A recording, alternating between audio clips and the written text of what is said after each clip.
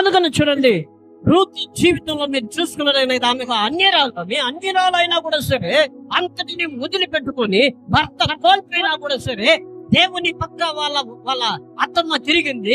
అత్తమ్మ ఎలాగైతే దేవుని పక్కకు తిరిగిందో ఆ ప్రకారమే రూత్ కూడా అట్లే తిరిగింది. నేను అనుకోలా ఒక భర్తను చేసుకుంటాను, ఒక బిడ్డకి జన్మనిస్తాను, ఆ బిడ్డ యొక్క సంతతిలో నుంచి ప్రభువైన యేసుక్రీస్తు బయటకు వస్తాడని చెప్పి ఆమెకి తెలియదండి.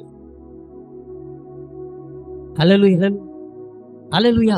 ఆనుకునింది, కంప్లీట్ గా వాక్యం మీద ఆధారపడింది, వాక్యాన్ని ఆమె ధ్యానించింది, వాక్యాన్ని ఆమె అనుకునింది. హల్లెలూయా.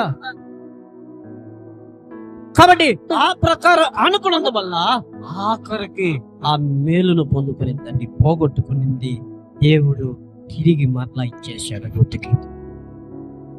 హల్లెలూయా. హల్లెలూయా. శబ్దం యేసు నామములో నేనేదైతే పోగొట్టుకున్నానో తిరిగి నేను పొందుకుంటా.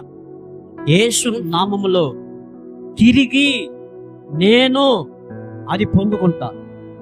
ఆమేన్. హల్లెలూయా. కాబట్టి రూత్ జీవితంలో ఏ మేలైతే దేవుడు చేసేదానికి రెడీ అయ్యాడో అదే మేలు మీ జీవితంలో చేసేదానికి ఆయన రెడీగా నిలబడి ఉన్నాడండి. హల్లెలూయా. రెండవదిగా మీరు ఫలించేది ఏమాత్రం ఆగిపోదు. ఆయన్ని ఆనుకునే జీవితం మీ లోపల ఆపరేట్ అవుతుంది. హల్లెలూయా.